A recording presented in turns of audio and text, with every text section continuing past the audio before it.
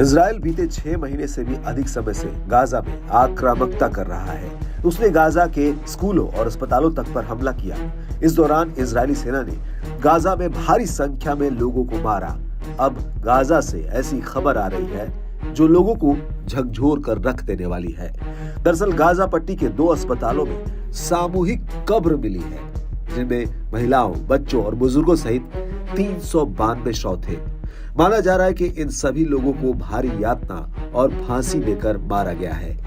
फिलिस्तीनी नागरिक सुरक्षा अधिकारियों ने गुरुवार को नासिर और अल शिफा अस्पतालों के आसपास सामूहिक कब्रों का खुलासा किया। नागरिक सुरक्षा सदस्य मोहम्मद बुगियर ने कहा कि 10 शवों के हाथ बंधे पाए गए, जबकि अन्य के साथ मेडिकल ट्यूबें जुड़ी हुई थी। इससे संकेत मिलता है कि उन्हें जिंदा दफनाया गया होगा।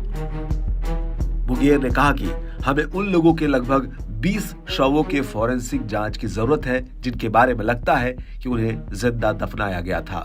सामूहिक कब्रों में बच्चों के शवों को लेकर भी मुखियर ने कहा कि सबूत से पता चलता है कि इजरायली सैनिकों ने मानवता के खिलाफ जाकर अपराध किए हैं।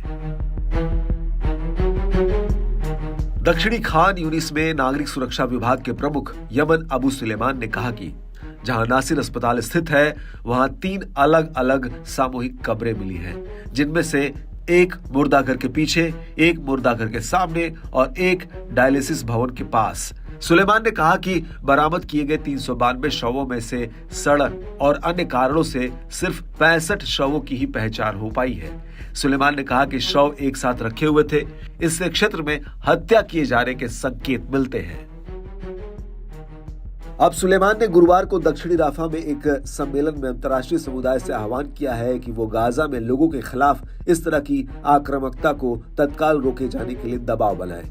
इसके साथ ही उन्होंने मानवीय संगठनों और अंतर्राष्ट्रीय मीडिया को भी गाजा में जाने की अनुमति देने का आह्वान किया। हालांकि इजराइल ने गाजा के अधिकारियों के दावों का खंडन किया है और कहा कि कब्र कुछ महीने पहले गाजा वासियों द्वारा ही खोदी गई थी।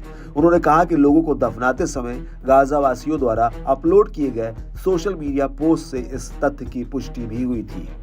इजराइल का कहना है कि सामूहिक कब्रों में नागरिकों को दफनाने के लिए इजराइल को दोषी ठहराने का कोई भी प्रयास सरासर गलत है और ये दुष्प्रचार इजराइल को अवैध ठहराने के अभियान का हिस्सा है।